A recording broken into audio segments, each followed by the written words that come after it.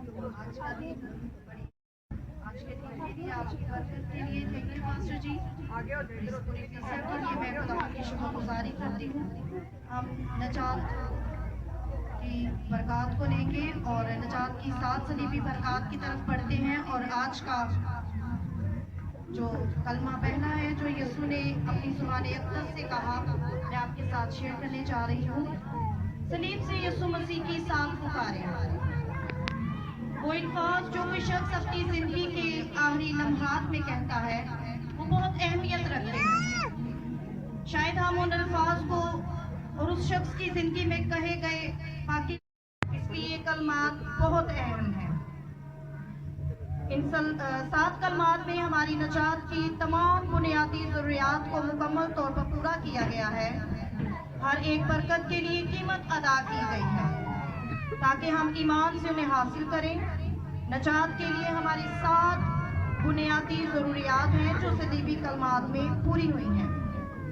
اور جو سب سے پہلا کلمہ ہے وہ معافی کا ہے.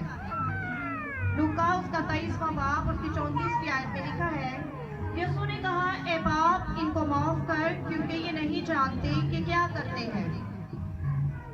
کلوری سے یہ صدا آئی جس میں ہمارے لیے یہ معافی تھی. بغیر کسی شرط کے معافی صرف ایمان سے یسوع کو قبول کرنے ہی سے تمام گناہوں سے معافی. جب ہم کلوری کی طرف نگاہ کرتے ہیں تو ہمیں 3 صلیبیں نظر آتی ہیں.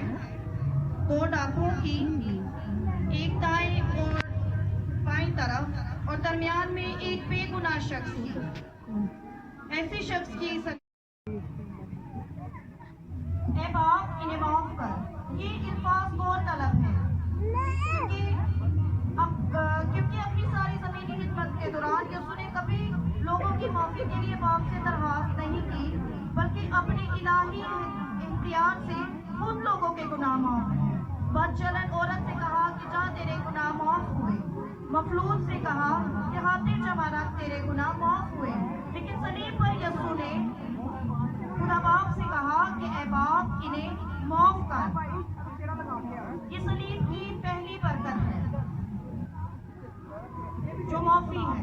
یسوع نے یہ الفاظ کہے تاکہ ہمیں معلوم ہو کہ آج بھی معافی ہمیں صلیب کے وسیلہ سے ہی ملتی ہے جو کہ انسان کی پہلی ضرورت ہے.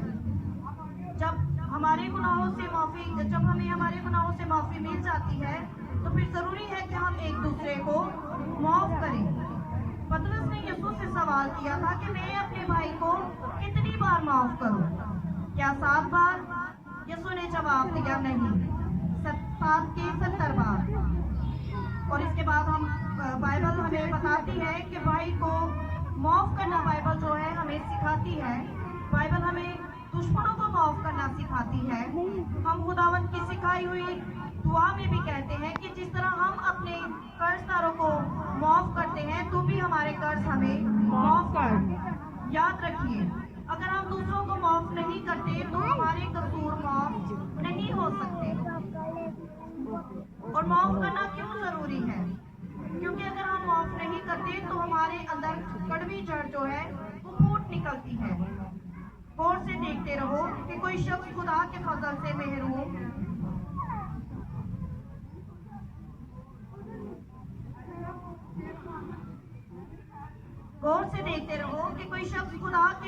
محروم نہ رہ جائے. ایسا نہ ہو اور اس سبب سے اکثر لوگ ناپاک ہو جائیں. یہ کڑوی جڑ آپ کو دکھ دے گی. اگر آپ اپنے اندر نامعافی رکھیں گے، کڑواہٹ رکھیں گے تو آپ ہیلنگ کو نہیں لے سکتے، آپ اپنے معاوضے کو نہیں لے سکتے. یاد رکھیں آپ کو بھی اپنے گناہوں کی معافی کی ضرورت ہے. اگر آپ رحم نہیں کریں گے تو آپ کی عدالت ہوگی، آپ پر بھی رحم نہیں کیا جائے گا. جو کچھ آپ بوئیں گے وہی کاٹیں گے. آپ روح القدس کو رنجیدہ کریں گے اور خدا کی برکات رک جائیں گی. نامعافی کی روح جو ہے وہ روحانی بیداری میں رکاوٹ کو لاتی ہے.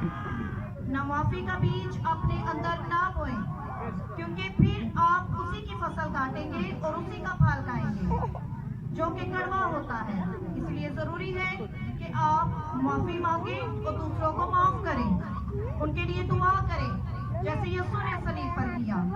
کڑواہٹ اور نامعافی سے دور رہیں اور اس درخت کو اکھاڑ کر سمندر میں پھینک دیں.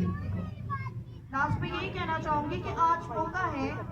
آج آپ اپنے بہن بھائیوں کو، اپنے دشمنوں کو، اپنے ستانے والوں کو دل سے معاف کر دیں اور ان کے لیے دعا کریں، کیونکہ یسوع مسیح نے صلیب سے آپ کے گناہوں کی معافی کا انتظام کر دیا ہے، جو کہ آپ کی نجات کی پہلی بنیادی ضرورت ہے. خداوند ہم سب کو ایسا کرنے کا فضل بخشے. God bless you.